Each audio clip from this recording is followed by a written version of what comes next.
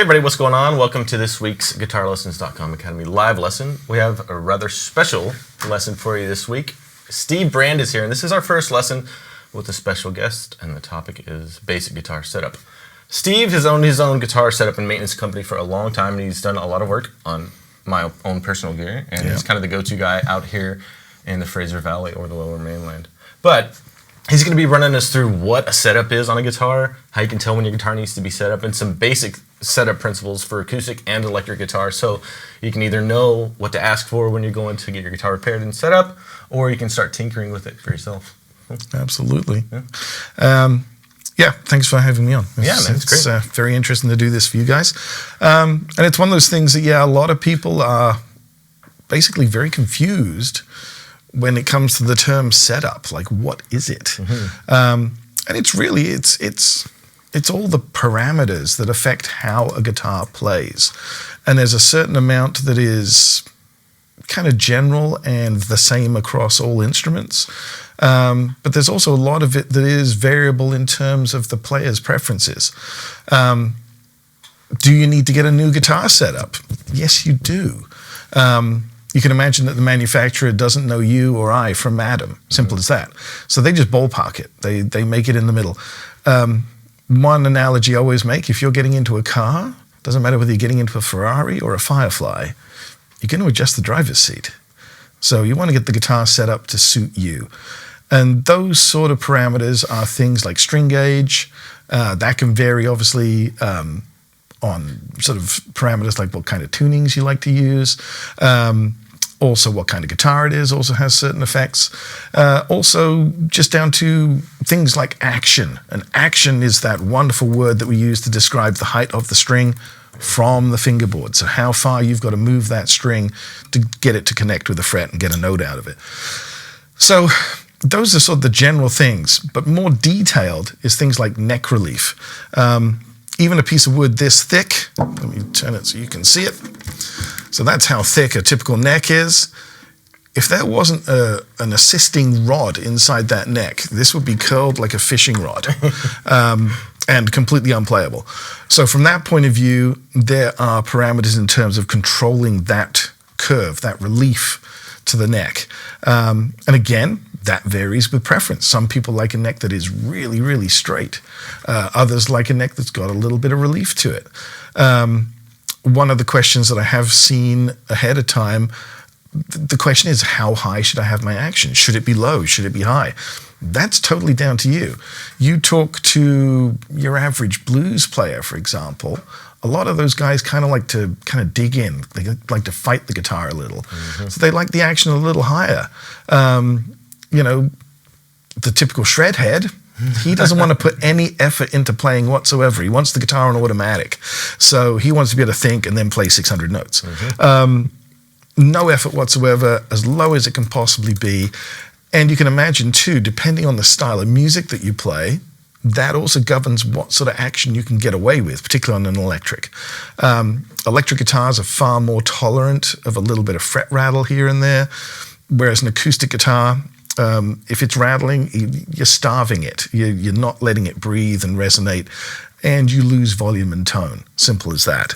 An electric guitar, particularly if you're playing through a 100-watt high-gain tube monster of a head, it can be rattling like crazy. Nobody's going to know. That's right. As long as it sustains, and you can go wee, wee, wee all the way home, it's all good. So from that point of view, that's kind of the general stuff. The sort of problems that people can have, even with a new guitar, tuning. A lot of people complain about tuning issues with guitars. Some of that can actually be user error, and that's not to criticize somebody. It's just, if you don't know, you don't know, and they're just simple little tricks that will help you keep your guitar more in tune. But there are some factors that you would have to address. You might even have to take it to a guitar tech to have it set up for a particular gauge of strings. For example, I'm sure a lot of you out there have probably do own an Epiphone. The typical nut cut, so in other words, this is the nut right here. The slots are cut for a 10 gauge set of electric guitar strings. And that's 10 to 46. So if you go and buy a pack of 10 to 52, That 52 gauge E string does not fit in that 46 gauge slot. And I've seen people break the corners off because they'll just act like a wedge and just split it. If it does actually fit, what then happens is you've got massive friction because the string cannot move in that slot freely. So now you've got all sorts of tuning issues. Even just tuning the guitar to make sure that it stays in tune, one of the simplest things, and I'll see if this guitar will misbehave, right? I'm going to detune it just by lowering it.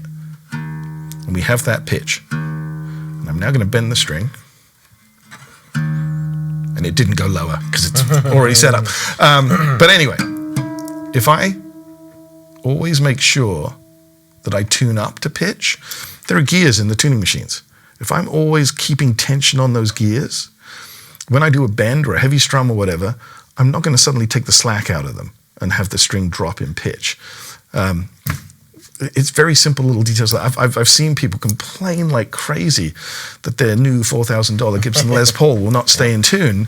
And I say, okay, if a note is sharp, what do you do? And they said, well, I just tune it down. I was like, okay, tune it down past where you want and back up to the correct pitch. And then you've got tension on it. It'll be a lot more stable. The other thing that a lot of people have to deal with is buying a used guitar. And this is really critical. My one piece of advice that I always give to people, do not buy a guitar that doesn't have strings on it.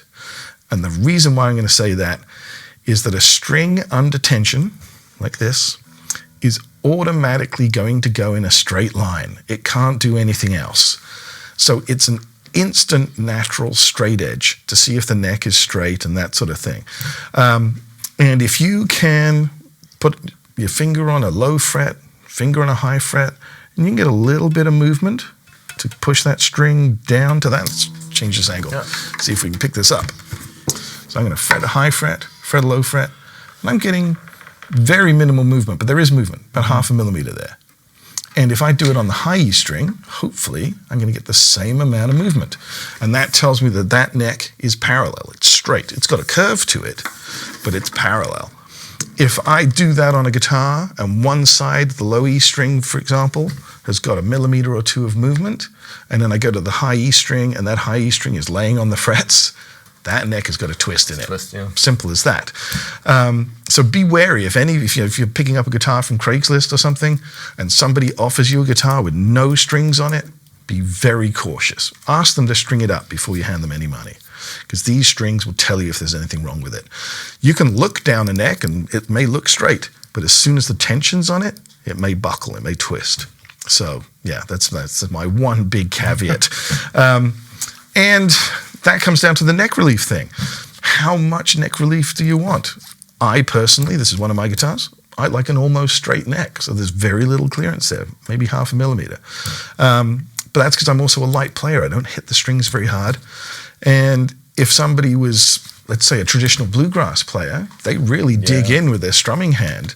So they would want the action higher than I would typically have, and they would probably want a little bit more relief, because that string vibrates like this. You've got the nut end, saddle end, it does this. So we want some clearance in the middle. So by having that curve in the fingerboard there, that enables them to really hammer that string and let the string vibrate without rattling against anything. And that curve is what you're calling relief, right? Relief, yes. Yeah, and we also talk about bow. So if anybody has heard the term about back bow, I've deliberately put it into this electric guitar that we have here. That would be where the neck is winning, as it were. Because this is a battle between the string tension and the natural tension of the guitar. So we have these adjustable metal rods called truss rods, and they resist the tension of the string. Like I say, if there was no truss rod, this neck would be like a fishing rod. It would just curl.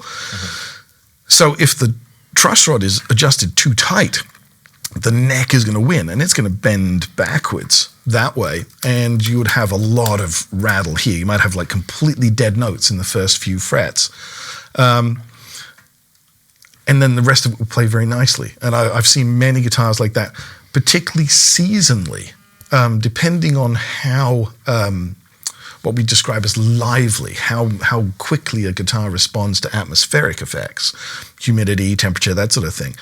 You may have a guitar that is rock solid. You get it set up once and it never moves ever, right? And for years, whether you're playing it or not, it can just sit there and it is stable.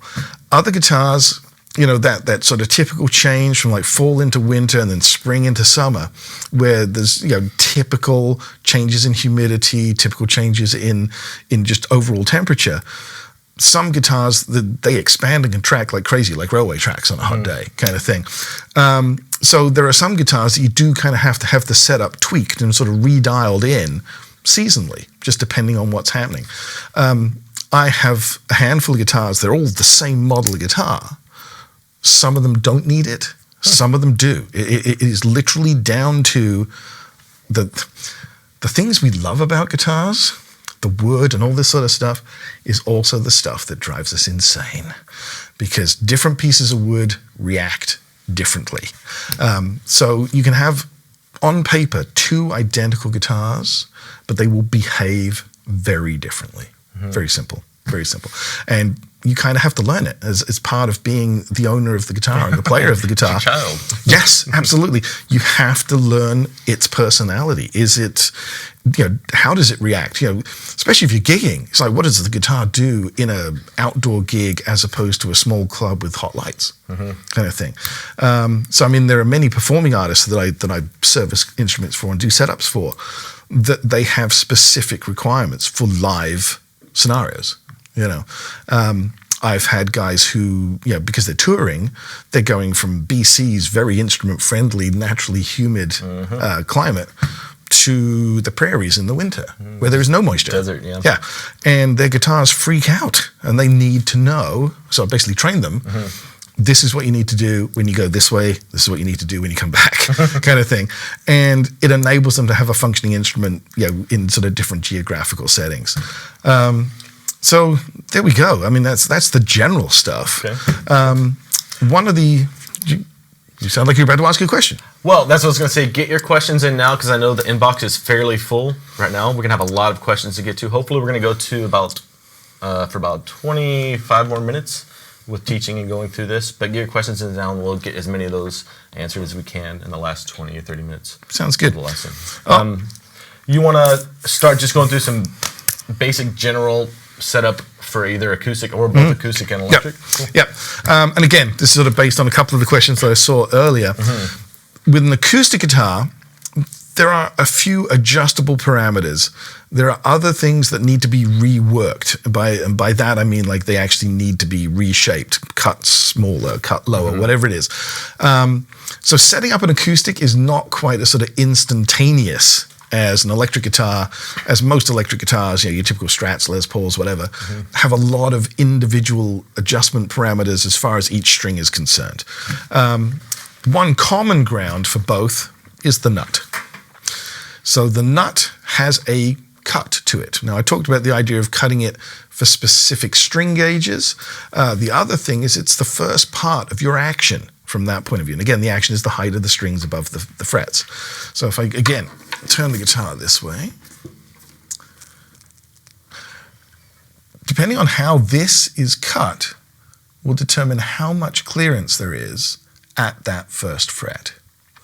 Now, if that slot is not cut very deeply and the string is 2-3 millimeters above that first fret, two things happen. One, it's going to be hard to play because you're actually bending the string down to the fingerboard.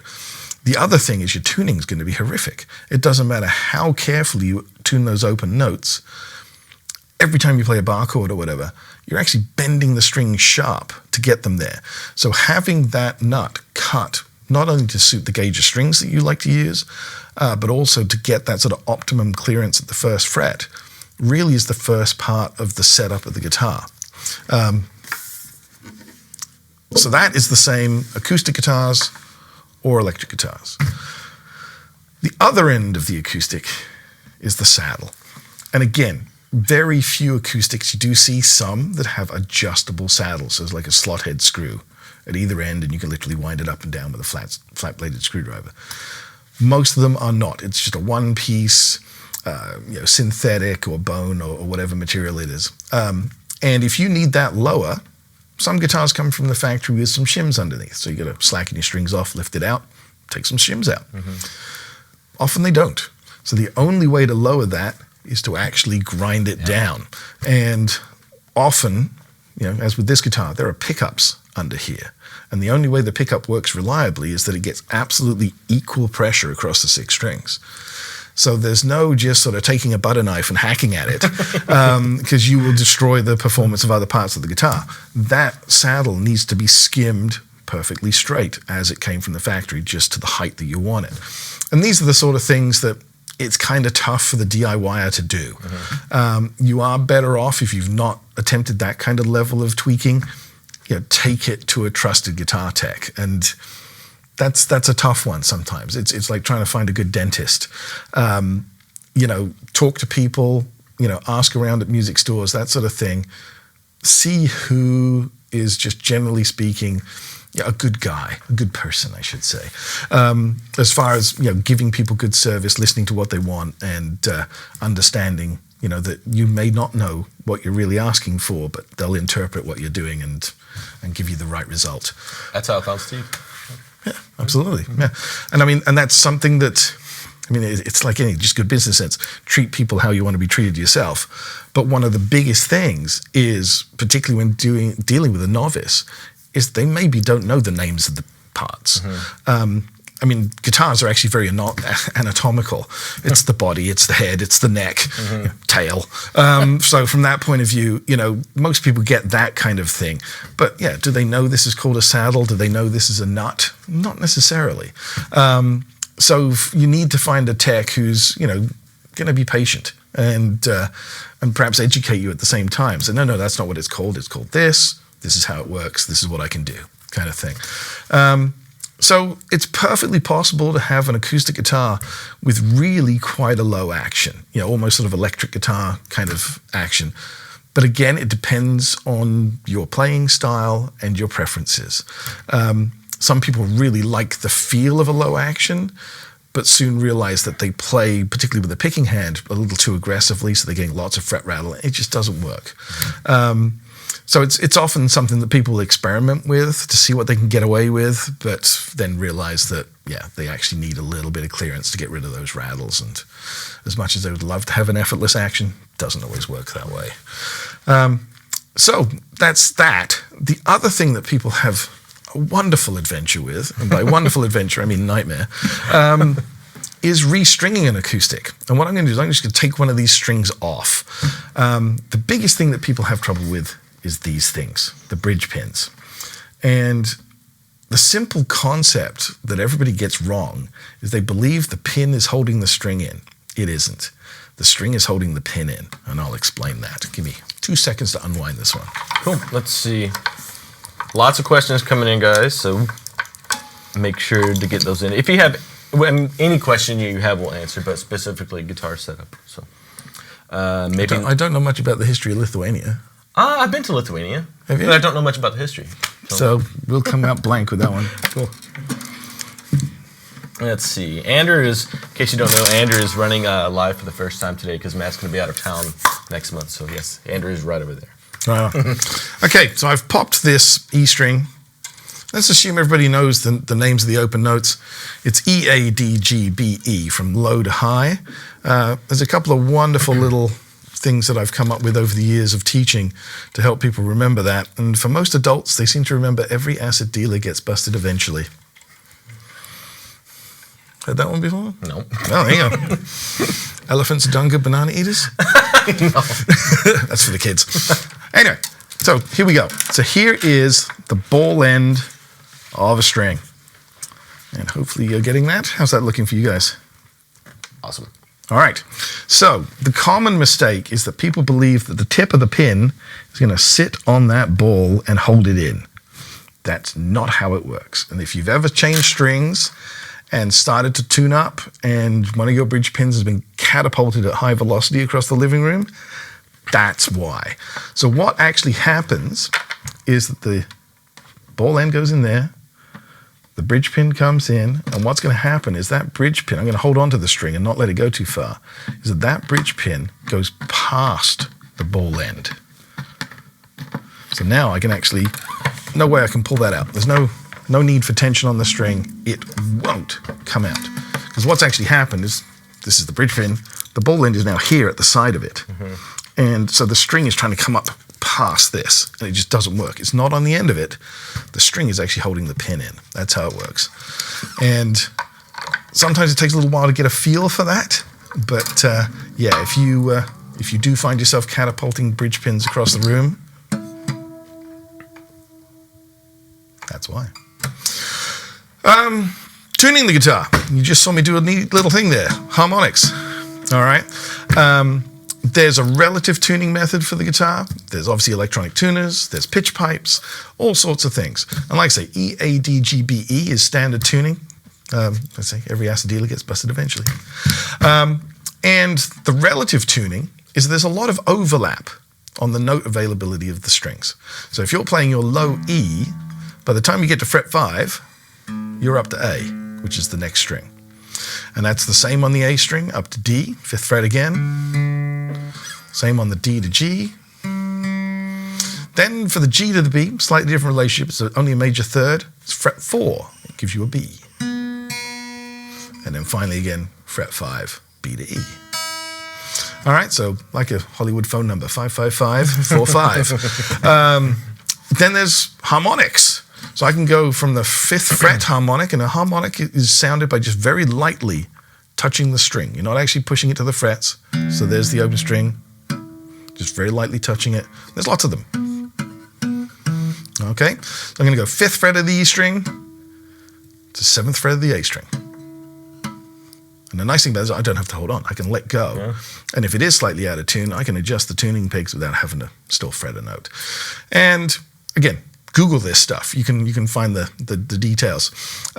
Doesn't work from the B to the G. That one doesn't work. There isn't a harmonic there, but we can actually go from the 7th fret of the E is the same as the open B. And 5th fret of the E is the open high E. So you can still do it. Cool. So there we go. That's kind of basic acoustic setup. Cool. Let's move on to the electric, I think. Yeah, and all the stuff that, well, correct me if I'm wrong, but all the stuff you're going to mention as far as truss rod, applicable to acoustic as well? Yes. When it comes to mechanically they're the same. Different guitars, different manufacturers, different models have different truss rod systems, as it were. So like this one, for example, is an Allen key that is accessed through here. There's a little hole, and it's in there. Some are at the headstock. Some of them are not Allen keys. They're little sockets. Rotaries, some are like old vintage Fenders, slot head screwdrivers, kind of thing. Lots of fun. But yes, but the principle is that it's a rod that puts tension in the neck to resist the tension of the strings. So the principle's the same. Cool. And this is something that I'm constantly fiddling with on whatever electric it is that I'm currently playing, depending on what I'm playing or if I go on a trip somewhere or something like that. Do you find you're in different playing situations where you change gauge a string much? That sort of thing? No, if I'm playing something really hard, I want to be really aggressive to let it out a little. Right. But I'll typically like to play really light. If I can get away with that, I'll get it as straight as possible. But if it's just not working, it's something, like you said, really bluesy, where I'm digging in a lot and bending, then I'll let it out. Right. Okay. Sounds good. Cool. All right. So here's a typical Strat type guitar. Cool. My alignment on the table. And like I say, what I've done with this is I've deliberately put a problem in this. All right. And it is very rattly and not in tune. There you go. That's marvelous. The reason why it's so rattly is that I have deliberately maladjusted. Is that a word? I think so. Yeah. The truss rod. So the truss rod is winning the battle right now. So the neck is actually curving back this way. The headstock is coming back this way. And I don't know if you can see that, just how low that action is in just those first few frets. That string is almost laying on the top of the frets. And again, if I do the little high fret, low fret thing, you'll see that there is no movement whatsoever. That string is laying on those frets. So there is no relief whatsoever. It's actually bowing backwards. So the truss rod on this little cutie, where did I put my screwdrivers? There you go. There's live TV for you. No, I get. Oh, Benjamin wants to know what this thing is and where you can. Well, I guess where you can get one. I can show him exactly where you can get it from. There. Stuart McDonald. Stuart McDonald. Cool. Very simply a neck rest. They do it in a couple of different sizes. This is quintessentially what they describe as the acoustic neck rest because it's got the extra height for the thickness of the body. But because it rolls, it doesn't really matter what type of guitar you have. It figures it out. There is a lower one, ostensibly for electric guitar, but kind of redundant, really. I have made so many different versions of these things over the years. Out of sheer convenience, I pick some of these up because they really are inexpensive. And having more than one workbench, it's time consuming to keep making things for them. But from that point of view, it's just simply called a neck rest. And I can't remember what Stu Mac call it. I think they may actually call it the roller. Rock and roller. R. There you go. Robinson, it says in the chat. So there you go. Yeah. Simple, very straightforward. All right, so I'm going to grab my Phillips screwdriver here because this particular guitar has its truss rod adjustment lurking at the end of the fretboard. And so sometimes things are kind of hidden. So that's a cover on the last, not the last fret, but at the end of the fretboard? Yeah, okay, absolutely. And some guitars have this kind of stuff that isn't hidden. So for example, Peavey use this same adjuster, but they don't try and hide it. Same with some of the newer Charvels. Yeah. Same thing. And it's a little wheel that you don't actually need any special tool for other than something that will fit in the holes on the wheel. Oh, like the Music Man stuff. Absolutely. Yeah, same idea. And so what I'm going to do, obviously, is I'm going to adjust this truss rod to get rid of this rattle. And the thing is, which way do you turn it to get the adjustment you want? Right. And there is a certain amount of trial and error is okay, but at the same point, you don't necessarily... Is this going to actually come out? Yeah, it's going to be... Pry. Yeah. Don't mean to pry, but... I do mean to pry, and I'm going to. All right. Let's get this out of here. There we go. I've got a black belt in origami. What's that? I've got a black belt in origami. That's If this thing doesn't behave itself, I'll fold it into a paper duck. But there you go. All right, so there we go. So, there is our adjuster. Can you see that?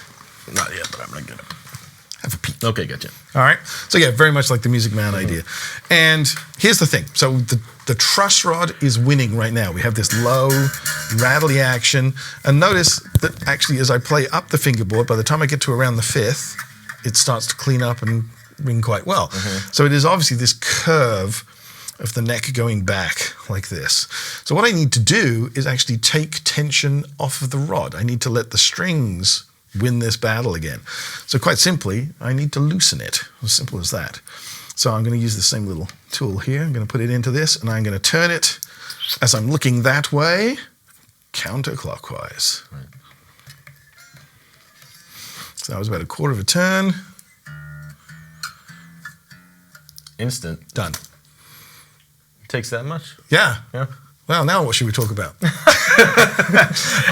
I know a lot of people are afraid to mess with the truss rod at all because they hear they're going to mess it up and break it. You know what? There's a lot of snake oil salesmen out there. There's a lot of complete voodoo nonsense that's propagated on various websites and forums and that sort of stuff. You've probably all read, don't take all your strings off at once because it'll warp your neck. Yeah. It's complete ridiculous stupidity. I'm trying to be really polite. It's like, this is a bolt-on neck. So bolts on. Before this guitar was assembled, where was this neck? Sitting on a shelf somewhere with no strings on it. And it didn't turn into a pretzel. It didn't sort of spontaneously combust. It didn't do anything. So a lot of this stuff, I think, is propagated by kind of shady guitar stores that make you want to bring your stuff back in and pay them to do it, because it sounds so dangerous and scary you wouldn't want to even own one of these string winders. But from that point of view, it's a lot of it's complete nonsense. So like with the truss rod, yes, if you really go crazy, you could potentially damage the neck. You could strip the truss rod, you could break the truss rod, that sort of thing. So my one caveat is do small adjustments until it does what you want. Very simple. So as you saw, I got rid of a really horrible rattle with not even a quarter of a turn. And, so I didn't have to go crazy. And that action is still really good looking, really low. Oh, super comfortable still, so there you go. But yeah, a lot of this stuff that people kind of get really concerned about, it's because of kind of shady advice, old wives' tales, as it were. I've done a few videos in the past where I've done sort of string changes on guitars and that sort of thing, where I have taken all the strings off. And it's really remarkable how many comments. Don't take all the strings off at once. I was told it'll do this, it'll do that. No, it won't. It won't convert to some strange religion or anything. It's like it's fine. It's an inanimate object basically. So from that point of view, how do you think I do a refret? I can't do a refret with strings on. Off, doesn't matter whether it's a bolt-on neck or not. These instruments existed for, let's assume, potentially months before they got strings on them.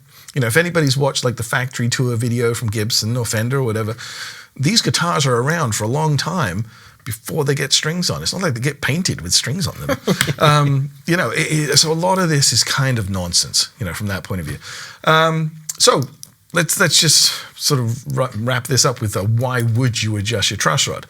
Well, as you saw, this one, I had deliberately put a problem into it, and it was rattly and not playing well, and therefore, open position chords were sounding horrible and that sort of stuff. But let's say that you normally play 9 to 42 gauge strings, and you think you want to try 11 to 49. Well, that's going to increase your string tension. And it's the simple sort of teeter-totter equation of the neck has to have enough tension in it to resist the tension of the strings. Simple as that. So if you're going to radically increase the gauge of string, you're going to increase the tension. And a change from like 9s to 11s adds like several pounds per string. Oh. So you're now suddenly changing the amount of tension on the neck by about 50 pounds if you do something like that. So it's quite likely that this is a very solid neck. That truss rod's going to have to be tweaked to offset that increase in string tension. Equally, if you go the other way. So this problem that this had with this first position rattle, if it was normally strung with 11s and I suddenly went to 9s, chances are the truss rod would go pulling it back, and I'd have to take the tension off to resist it. So that's it. And like I say, nut is basically the same principle. You want that nice sort of action at the first fret that keeps it nicely in tune. And then the final thing, the big difference, like I say, between an acoustic guitar and an electric guitar is here. With the acoustic guitar, we had that one-piece saddle, no little screws, no little adjustments. Whereas on electric, it's very common that you have not only individual height adjustments, but also individual intonation adjustments. And what we mean by intonation is it's the sort of in-tune vibrating length of the string. And it varies depending on how thick the string is. If you pick up a piece of like an old wire coat hanger, for example, and you've got like 2 feet of it, you can bend it pretty easily. Take an inch of it, and it's solid. Yep. And it's the same thing for your strings. Basically, as the strings get thicker, they need a little bit of a head start before they get off of the saddle and start to resonate.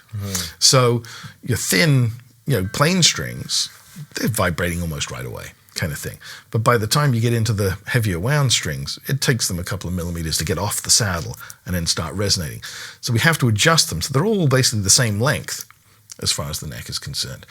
And the simple trick for that, it's back to harmonics, is that the 12th fret harmonic is the halfway point. If you take a ruler and measure from the nut to fret 12, and then from fret 12 to the saddle, it's the same distance.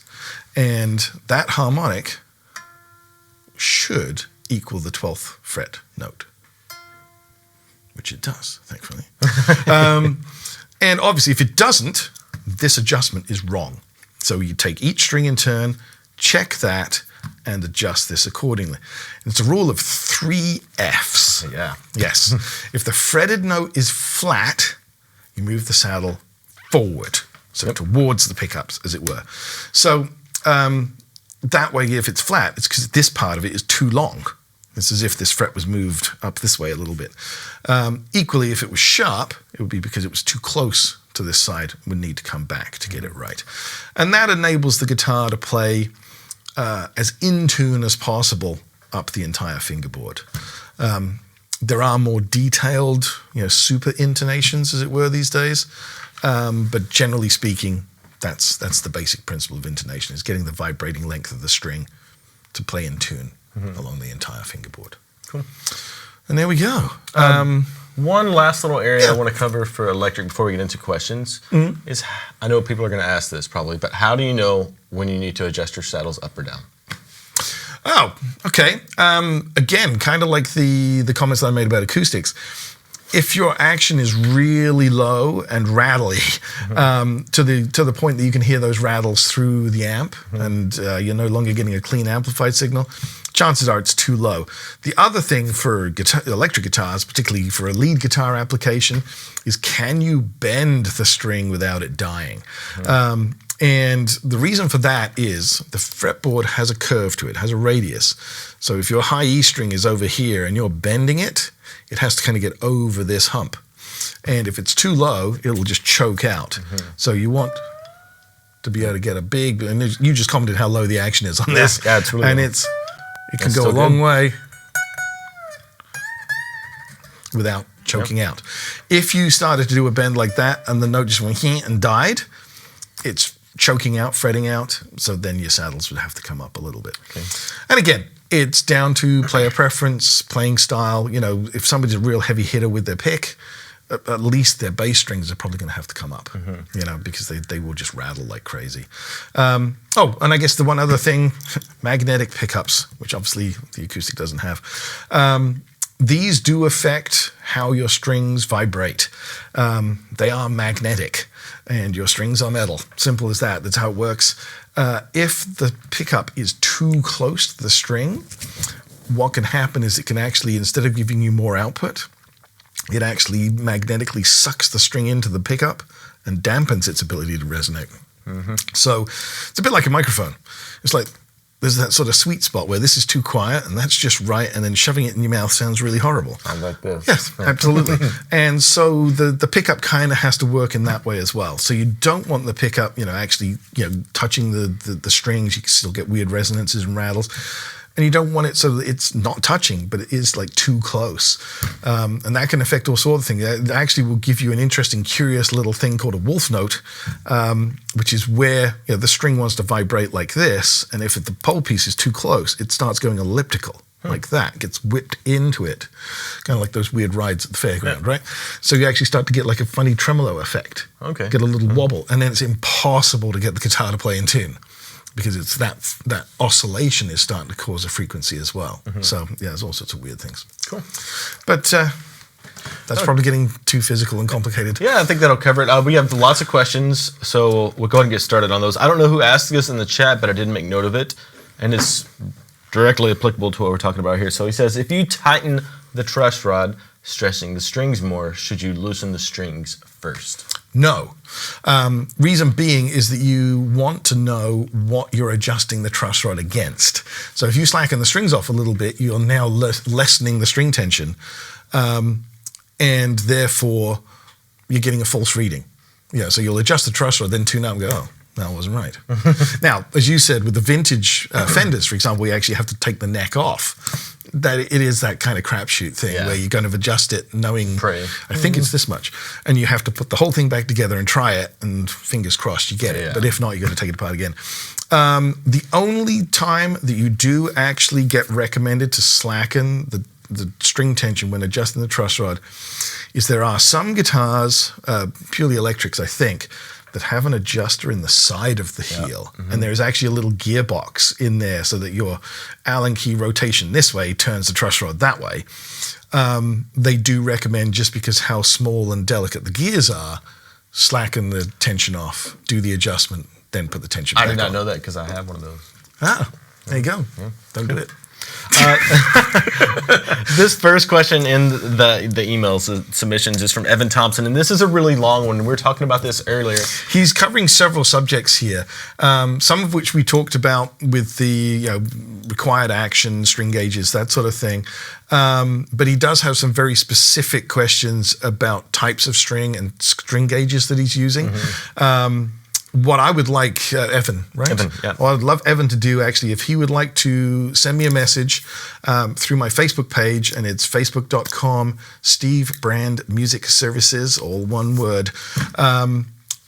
Send me a message, and I will gladly address every question that you have, because there's sort of several, and they're kind of complicated interwoven responses. Right, we don't want to slight you on the answer, but that would take probably 10 minutes to cover. At least. So I'm more than happy to answer those questions, but it would probably take up too much of this show for your guys' liking, I think. Yeah, cool. Okay, so the next question is from Mayberry 2017, and he says, when setting the intonation on my Epiphone Les Paul, all the strings are perfect with the exception of the B string. It is flat, and I run out of travel trying to adjust it. It almost makes it, but not quite. How can I fix this? It's common on tunematic bridges, and they don't have a lot of travel on the saddles, but it is common on the saddles. The saddles are trapezoid if you look at them sideways on. So in other words, they're not this, they're that. So there's a straight edge and a slanted edge. And from factory, they put them in a certain order, usually all facing the same way. And that's not how it works. So typically what I find when I'm doing a first setup on a almost any Les Paul type guitar is I end up actually rotating some of the saddles to get the adjustment. So if your B is traveling to one end of its adjustment and still not quite getting in, chances are that slope is wrong way around. And you've just got to slacken that string off, take the saddle out, and depending on exactly which model guitar he has, there's various different ways that the saddles are mounted. Again, drop me a line through Facebook and send me pictures, and I'll tell you what to do. Okay, very simple. I'm more than happy to do that. If you want to, well, I can give you a membership to the site and you just get in the forums too. But sure. Yeah, that'd be fine. Either way. But yes, so you can imagine if your saddle is slanted this way and you're trying to go there and you hit the stop, you could get all of that adjustment by spinning it around. An extra millimeter or so. An extra 2.5 kind of thing. So, cool. So it's enough to correct that. Typically what I see is on most Epiphones, you need to swap the D and the G around. Okay. So that they mirror image to each other. They put the slants the wrong way. Cool. But that's just the way they're made. That's interesting. Yeah. All right, next question is from Les Johnson. He says, hey, Nate, Steve, my question is, what would you consider the most basic tools that are a requirement to be able to set up your own guitar to keep it in good playable condition, and where is the best place to purchase those tools? I've heard of StewMac is the place to buy, and they seem to be quality tools. However, the items are quite pricey. Many thanks, Les. Yeah, absolutely. I kind of like Stuart McDonald, and I like StewMac.com because it's basically a how-to site. You don't necessarily have to shop from there. Look at what they offer. Like they do a basic setup kit. And so look at all the photographs of the stuff that they say you should have as like your basic setup kit. And then go to the hardware store and buy it for like a quarter of the price. It really, and it's they have a few like specialist tools that are very cool, but they don't necessarily come under what we would call basic setup. They get more into sort of troubleshooting, fretwork, and that sort of stuff. And some of that stuff that they make, it would cost you more to make your own, so just buy one kind of thing, like this thing. But just generally speaking, I mean, for example, they do these things they call separation knives, and it's for undoing seams on your glued, sort of like taking an acoustic guitar apart. They are beautiful, and they're like $16 American each. Or you can go to Michael's and get the artist paint knives, which is what they are, with the same name on the handle for like $4 Canadian kind of thing. So look at the photographs that are in their catalog and on their website and figure out alternatives. Very simple. Their little dead blow hammer you can buy from Sears. I know because I've bought one. They're everywhere. They're just general tools, but it's just knowing where to look. If I do need a specific guitar part or a specific guitar tool, I'll buy it at StewMac then. Just me, because it's easy. Yeah, StewMac is really good from the point of view, like their shipping department is fantastic. I have ordered stuff from there, and it's shown up like 2 days later. You know, And we're in Canada. yeah, precisely. So that's cross-border brokerage, everything done, super quick, super efficient. So I'm not, like I said, I'm not criticizing them. But yeah, I totally agree with you. Some of their basic small hand tools are on the high side price-wise. So yeah, look at what they're suggesting you should have. Find somewhere else to buy. Order their catalog and take it to a specialist tool shop like Lee Valley or somebody like that and say, I want these. Do you have something like them? You know, Yes, we do. Yeah, and yeah, half to a quarter of the price. Simple. Yeah. Okay. All right, next question is from Pete Whirling. He says, hi, I'm fairly new to playing acoustic guitar, so I hope this is not a daft question. Do the gauge of the strings used significantly affect the tone of the guitar, and are thinner gauge strings easier to play? Thank you, Peter. Okay, yes. Basically, the differing gauges also give you different tensions. So if you're dealing with a nice light gauge set of strings, to get those up to pitch, you know, to play in like E standard tuning, is less tension than to, say, get a medium set of strings up to that pitch. And that's just purely because they are thinner. You know, so you can just imagine if you're trying to stretch, you know, a rubber band, the thicker the rubber band is, the more you've got to pull it. Simple as that. And it's the same with the gauge of strings. So yes, if you want a guitar to be easy to play, a lighter set of strings will obviously take some tension out of it and make it a little easier on your fingers. And these days, there are so many different gauges of strings available. It used to be, the string gauges were basically originally set, you know, back in the 30s, I think. And there weren't the reliable, non-breaking thin strings that we have now. So, you know, light is basically medium gauge now. Medium gauge is what most people think of as being pretty heavy. You can still get heavy, but it's a special order. And going lighter, I mean, it used to be that there was like heavy, medium, and light. And then there was like a quantum leap to extra light. It was a huge gap from the gauges of light to extra light. There's now custom light, which fills that gap in between them. So yeah, like light's typically 12 to 53, so from high E to low E. Extra light is 10 to 47, so it's quite a jump. So custom light sits in the middle. It's about 11 to 50, 11 to 52, depending on the make of strings. And that way, it's the trade-off. The tension obviously gets the guitar working, but it's also what you're fighting is, you know, with your fingertips and everything. The other thing that this raises is, what's the best gauge of string? And that again, that varies from guitar to guitar. Like you could have two identical Larave's, let's say, tune them both up with light gauge strings, and one will sound louder, more toneful than the other. And it's then the thing to find out, well, does this guitar need more or does it need less? And rather than randomly changing strings and trying to find it, all I suggest to people is try different tunings. So take that E-tuned light set, tune it to E flat, turn everything down 1 fret worth of pitch. If the guitar starts to get louder, it wants less tension.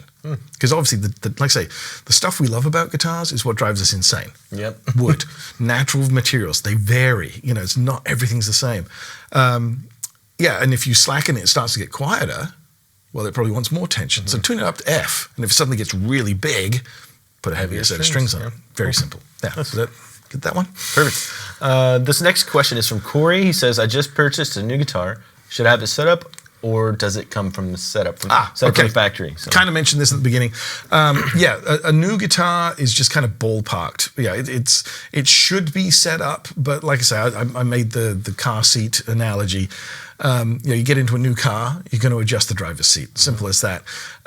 So the manufacturer, will tend to err on the side of caution, and they do an approximate setup. But again, you may have preferences different to what they supply the guitar with in terms of string gauge. You may be playing in a different tuning. You name it. There could be so many different factors that are unique to you that would affect the setup of the guitar. So get it set up to suit you, whether you're just a new player or whether you've got very specific demands. Get it set up. Cool. I completely, first thing I do, I'm going to buy a new guitar. Yeah. Beth DB says, how do you know if you need to have the saddle lowered? Does that lower the action across the whole neck or mostly just toward the neck or towards the pickups? Again, I think we're talking acoustics. So yes, if you do skim the saddle down, you are only lowering this end of the string. So I say if the nut cut is not correct, lowering the saddle will not fix that. Right. Simply, so it is a combination of the two. And when I'm doing a setup on an acoustic, I start with the nut, because the nut is the takeoff point for everything. This is the end, as it were. So once I've got the nut cut where I want it, then I can dial in the action with the height of the saddle to be optimum for the player. So if your nut's not right, everything else is pretty futile. Yeah. Okay. Pretty much. Cool. Lots more questions. Let's see. I think this is a follow-up question, maybe, or just another one from Woody316. Yeah. Do you suggest setting up strings to be as low to the fretboard as possible, or do you like them higher? And what about height above the pickups? Right. Okay. Height above the pickups we mentioned just at the end there. If they're too close to the pickups, the magnetic pull of the pickups can obviously affect how well the strings resonate and how long they resonate for. As you imagine, like with monorails, they use magnets to stop trains. Mm-hmm. So from that point of view, a magnet can stop a guitar string very simply. So yes, it's optimum. I typically find, simple thing, the lowest the strings can get is if you're playing on the very last fret. So I will fret the two E strings like so, and then look at the clearance to the pole piece of the strings, of the pickups rather. And I typically aim for about 1/8 of an inch. So when I'm sort of just doing this part of a setup, I go for 1/8 of an inch.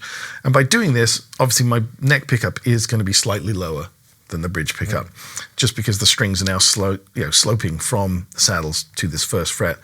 And then I play test it. And if my balance is good, like the output is good, not only like bridge to neck, but also across the strings, then great, that's where I leave it. If I feel that the guitar is still kind of a little bassy, then I will lower the bass side of the pickups a little bit, or raise the treble. It's a trial and error thing on some stuff. As far as where do you want the action, obviously a low action makes it easier to play, but there is that trade-off. If it does get rattly, particularly on an acoustic instrument, you really are going to kill the tone and the sustain of the instrument. With an electric, if you're playing with sort of high gain, hard rock and metal stuff, you can get away with a lot of rattle and nobody will notice, kind of thing. Again, it's down to, what do you play? A lot of blues guys like to dig in. It's just the way that style works. So they like a higher action and that sort of thing. So. And a lot of this, once you get within a certain set of parameters of acceptability, you're going to have to find out what you like for yourself and go from there. If you're okay with a little bit of rattle, which I am because I play pretty soft, then, I'd get it within a certain range and then tweak it to my own liking. If somebody else picks it up, like, this guitar is buzzing. That's what my dad says all the time on my guitars. So. No, and that's really common. A lot of people, their setup becomes so particular to their personal preferences, they can't lend their guitars to anyone. And it's not because they're being mean. It's like, look at my guitar, you can't have it.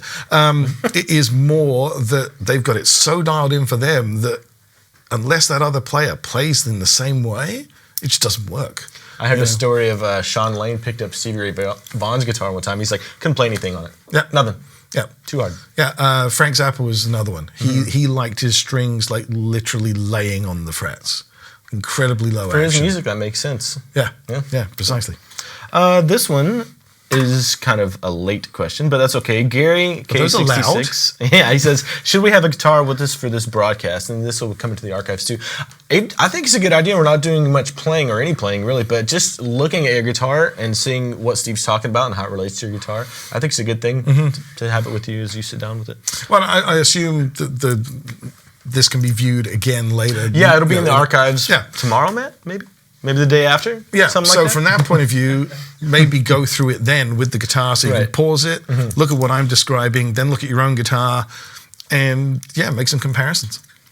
Here's a question you kind of already alluded to. It's from Jams. He says, age-old question, should we change strings on an acoustic or electric one at a time, or move all and change? You know what? The one at a time thing does suit some people because it gives them a tuning reference. Okay. So they can just take one string off, put the new one on, and tune to the others, and go through it that way. But like I say, there's no actual reason on the guitar why not to take them all off. Okay. Especially if you want to clean the thing. Yeah, exactly. So there you go. Perfect. Matt. Is this Matt? Yes, it's Video Ninja. Nice shirt, Steve. Want to tell us a story about the worst guitar you've ever had to set up? I don't know how to take the shirt comment. Okay, worst guitar I've ever had to set up. Who remembers the infomercials that were on at like 2 a.m. for Esteban? Oh, I do. Yeah, I had one of those come in, and that was what I like to refer to as a GSO. Care to think what that might stand for? GSO? Yeah. Guitar-shaped object. It was I've played one. So. appalling. Yeah, it's pretty bad. Yeah, so I would have to say that, that it was, End of story. Like, what do you want me to do with this Yes, thing? yeah. Okay, Corey has another question. He says, do you know any good guitar techs in Calgary? Oh, I don't, but I could sure find out. Okay. So again, this is something that I'd be happy to, if you want to link me into your forum. Yeah, and then message him on Facebook. I'll get him linked into the forum in one way or the other. Yeah, absolutely. Cool. I'm totally happy to do that. I have friends who live in that part of town, so okay, great. I'll see what they say. Carrie says, to confirm, your open low E sets the tone for all the below strings. What if the low E is off on tuning? Okay, if you're doing the relative tuning thing, yes. Yeah, absolutely. And you know what? If you're just playing by yourself, what does it matter from that point of view? If your low E is not quite E or E flat or whatever, as long as the guitar is in tune with itself across the neck, you can play. Yep. If you want to play along with a record or play along with another musician, then obviously, yes, you need to be in tune. So if you like the relative tuning idea, like using the frets or whatever, get the other musician to play a note for you and then tune your guitar to that and then do your relative tuning. You should be okay. There's lots of ways. Dial tone on a phone, if you have a home phone, is an A. Yep. I use an app on my phone all the time with a reference note. Did you know if you stick your thumb on the end of a cable, it's B? No. Is it always the same? It's 60 hertz. That's cool. There you go. You can do A or B. It's really close anyway. And in England, it's 50 hertz. Oh, cool. So it's G. That's new to me. That's awesome. Rick Nell says, what tools are needed to do a good setup like myself? Himself. Yeah. Okay. Again, like I say, check out a website like Stu Mac's website and look at their basic kit. But it really is just really simple, light, small hand tools. So depending on the type of guitar you have, you need a crosshead screwdriver, a flat-bladed screwdriver, Allen keys. And this is all stuff you can buy at Canadian Tire or Home Hardware or whatever. As far as like cleaning and that sort of thing, yes, I have been asked, can I use my Martin guitar polish on a Yamaha guitar? Yes, you can. Will it burst into flames? You can also use, Lemon Pledge. From that point of view, there are again, it's one of these things. There are products. Do you have to buy them? Not necessarily. It's a simple small pair of side cutters for cutting your strings when you're putting them on. It's very, very simple stuff. And what about? I think a lot of people have questions about radius gauges and things like that in basic you're getting really involved when you start getting into that stuff. What I often, I have them. How often do I? Typically, I am doing this. Like I said, I've got decent eyesight, so I am just looking at the curve of the fingerboard and I'm looking at the radius of the strings, and that tends to be how I set them up. And then I play test, and if something chokes or rattles, then I readjust. One thing I do have, and I use because I'm not as confident as he is, I have one of those little metal measuring little rulers with millimeters on it, just to check. The one that actually gives you the action. Just to check things after. Again, I've got one. Didn't screw up. Mint condition. It's perfect. Not a scratch on it. Yeah. Okay, cool. We got 3 questions left. Go for it. Are you hiring at guitarlessons.com? I could use a new job. I don't know. You're gonna have to talk to Rick about that. I'm gonna throw him under the bus on that one. So there you go. I'm not Rick, am I? No. Good. Not today. Let's see. I think this is a 2-part question from D. Tagle. I hope I said that right. When setting up a 25.5 inch neck electric, and you downtune regularly from E to D flat for certain songs, is the best choice to have the guitar set up in E flat for E flat, or I think he means Oh, okay. In between the E and the D flat. Yeah. So, also, what gauge string pack combination will work best for such tunings? Okay, I've got quite a few clients that do broad ranges of tuning on the same guitar. As far as string gauge is concerned, it's what works for the player at the extremes and also what works for the instrument at the extremes. So if you're going from E to, did I hear D flat? So it's a tone and a half. Okay, that's quite a drop. So what I typically do for a player like that is set the guitar up so that it is easy to play at E and not too rattly at the lower tuning, if that makes sense. Yep. So when they're in E, the tension's nice, but maybe the action's a little higher than they would normally have for E. But then when they drop it down to the C sharp D flat tuning, the action corrects itself, but the tension gets a little looser, kind of thing. I mean, some players play with like ridiculously low tensions. Billy Gibbons, for example, right now is playing with sevens, and in low tunings. So from that point of view, like he's playing with absolute rubber bands. And I think the first time he started doing that, he said like it took him half an hour just to be able to play a note that was in tune. But once he got it, he was like, "Oh, this is fantastic." And we've probably all heard that whole thing. To get good tone, you need big strings. It's like, no. What tone do you want? From that point of view. So, there we go. Okay, cool. Follow-up question to that. He says, I tried a Sumac file to smooth out the sharp fret ends on my acoustic, and I couldn't do it successfully. I ended up scratching the sides between the frets. What can I do to correct this issue? Okay.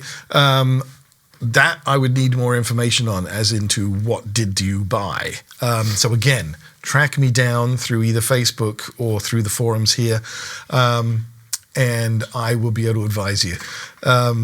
They typically sell files that are supposed to not mark the fingerboard when you're doing fret end dressing and that sort of thing. So it makes me think that perhaps either there was something wrong with the file that you got, or you picked up the wrong one. Cool. Anytime you're doing obliterative stuff on the guitar, tape it off too. At least that's what I do. Like, I've done that before on my Strat, and I literally had a fingernail file on me. I was like, this is driving me nuts. So I took it out, was really careful, didn't tape it off. I should have, and it was fine. Did you know that fret wire is soft enough to cut with an X-Acto knife? I wouldn't thought of it as X-Acto knife. So if you get a little edge, you can literally just take an X-Acto knife and take that edge off. That's awesome. So don't worry about files, sandpaper, whatever. You literally just snick the edge off, and it will be smooth. Cool. Supasu says, is there any special to do or look out for with a floating bridge? I have a Strat style with a locking nut and a floating bridge. Can I take all the strings off at once when changing them? Okay. We knew that was coming sooner or later. Yes, and that was specifically why for this I just brought like a standard Strat type guitar. This is something I've gone into in depth in a YouTube video before, actually. Feel free to go on YouTube, just search for my name, Steve Brand, you'll find it. It's about an 8.5 minute long video, and a lot of that is me talking, so it shows you how quickly I could do it if I wasn't talking. Simple as that. Taking all the strings off with the Floyd Rose is totally okay, with a couple of caveats, and it's all covered in that video. It really is a case of if it's a recessed Floyd, so in other words, fully floating, obviously if you take the strings off, that trem will disappear into that recess. And then the biggest pain is trying to get it back up to pitch and floating where you want it to be. So the secret little trick is you need something very high tech, like a Lego brick or a 9-volt battery or a piece of wood, to snick under there and prop the trem up when there's no strings on it. And just keep it roughly where it should be sitting if it was in tune. And then when you get the strings back on, get it up to tune, you can lift that little block out, and you should be very close to where you want to be. Cool. I've got one more question here in the chat. Okay. I don't know how to say his name. Geredis. Sorry, I just butchered that. Geredis. Did someone ask about lemon oil and that kind of stuff for Gibson Les Paul? Don't want to repeat questions, and I never use those kinds of products. Okay.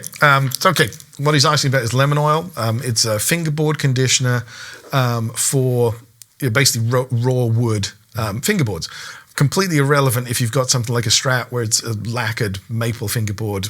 The oil wouldn't get through the lacquer into the wood anyway. So on a Strat or a Les Paul with, say, a rosewood or ebony board, the wood is open kind of thing. It's not got a finish on it. And so it can dry out, especially this time of year, because we are creatures of comfort. So much as BC's climate is very guitar friendly, we crank up the heating and burn all the moisture out of the room kind of thing. So lemon oil is a really good cleaner and conditioner. The biggest issue with lemon oil is make sure you buy a good lemon oil. Either buy it from a reputable guitar store or a guitar repair shop if you can, or a good furniture restorer. Okay. Reason being, if you just go to a big box store and find the stuff that's next to Pledge on the shelf, often if you look at the ingredients, there's a lot of petroleum distillates in it, and that will melt plastic inlay and binding. Oh, wow. So that's not good. So that's the one thing to be careful of. Buy a decent quality lemon oil. Yeah. Cool. Well, that's it for the questions. And there's some people in the chat saying, are we going to have Steve back out? And that is my intention. I'd like happy to do it. Months. This was fun. And obviously, based on what feedback we get today, we can obviously set up some sessions where they address specific topics. Yeah. And get you a little bit more detailed, whether it's truss rods or pickups, whatever. Or the locking trims or whatever they want to do. Cool. Yeah. Well, thanks for coming out, guys. We will see you next week. And thanks for submitting all your questions. Again, this is Steve Brand. And your Facebook is? Facebook.com/Steve Brand Music Services. Cool. See you later. Thank you.